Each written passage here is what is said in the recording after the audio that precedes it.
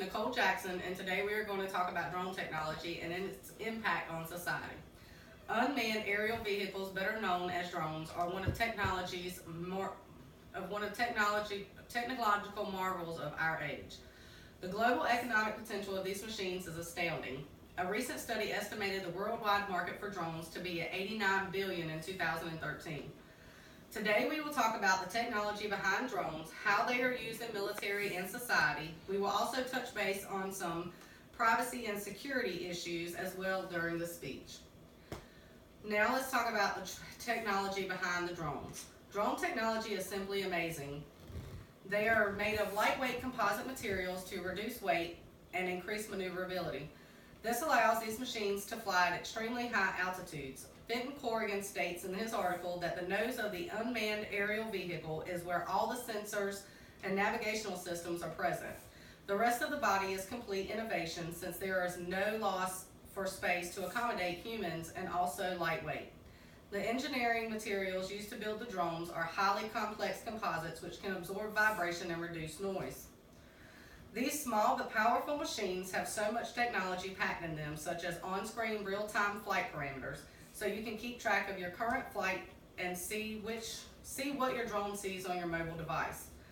Drones have a no-fly zone technology which increases flight safety and prevents accidental flights in restricted areas.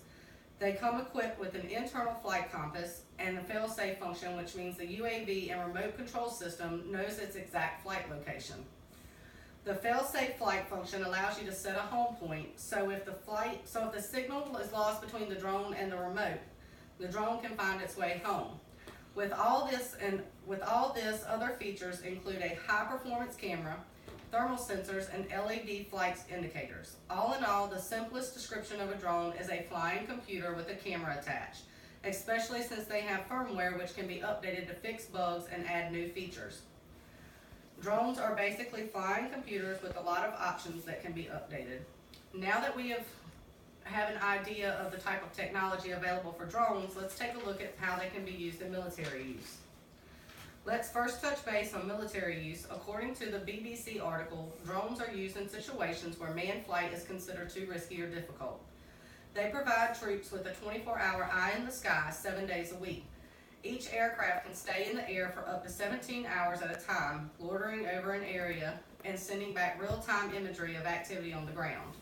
The use of these machines go all the way back to President George Bush. BBC states that their use has more than doubled under the Obama administration. Some of the drone types used by the military are the MQ-1B Predator and the MQ-9 Reaper. These drones are dangerous, as you can tell by their names.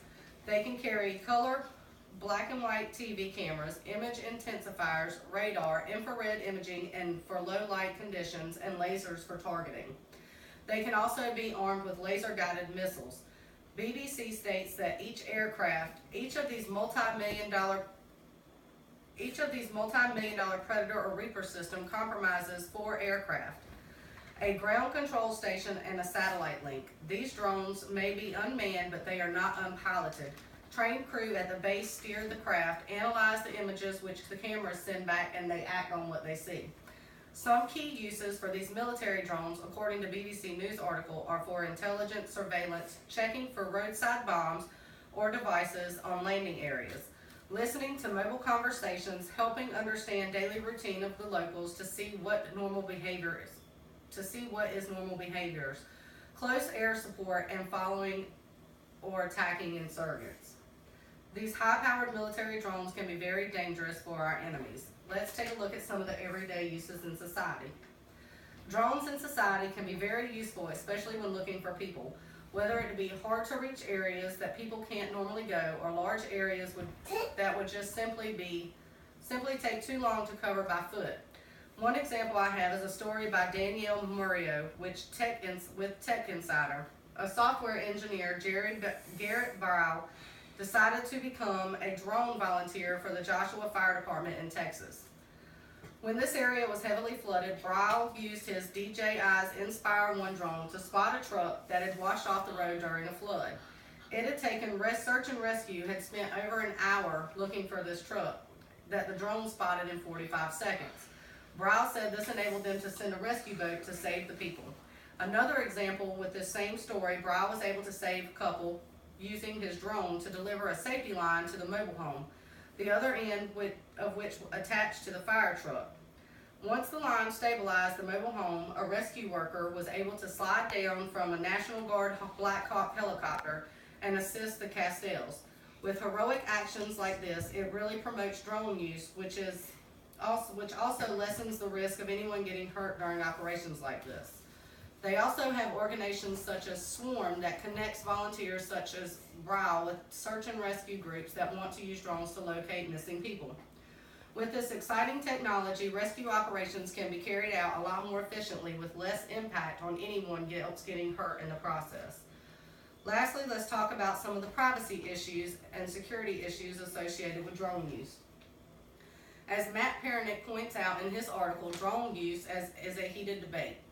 Most are in favor of ramping up drone use and point to military and economic benefits, but other groups are hesitant about increased drone activity and are concerned about the privacy and security issues involved. As Matt Pernick points out in his article, drone use is a heated debate. Most are in favor of ramping. Matt points out that one negative aspect pointed to drone use is the privacy infringement they present.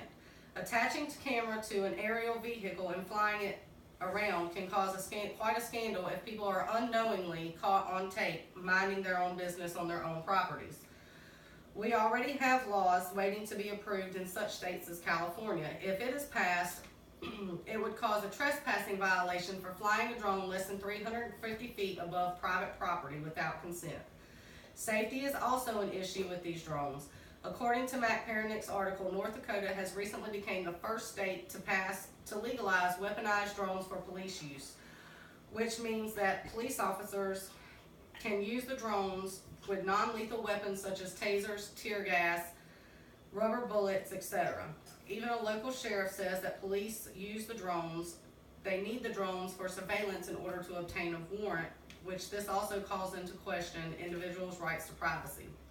Another concern regarding drone use is the security of the drone itself. If drones are susceptible in a cyber attack, they could become a danger, especially if they are weaponized drones flying over the airwaves. As drones gain increasing support and demand, we must keep in mind the privacy issues that they bring up. Let's review what we have gone over today. I've gone over the vast technology that drones have to offer, which basically makes them flying computers. I went over the uses in the military warfare and society and rescue missions. Lastly, I went over some of the security and privacy issues associated with drone use. As you can see, the use for these machines are quite impressive, and while some of the issues do arise, they can be used for great things. Finally, I don't know about you guys, but I'm definitely looking into owning a drone of my own.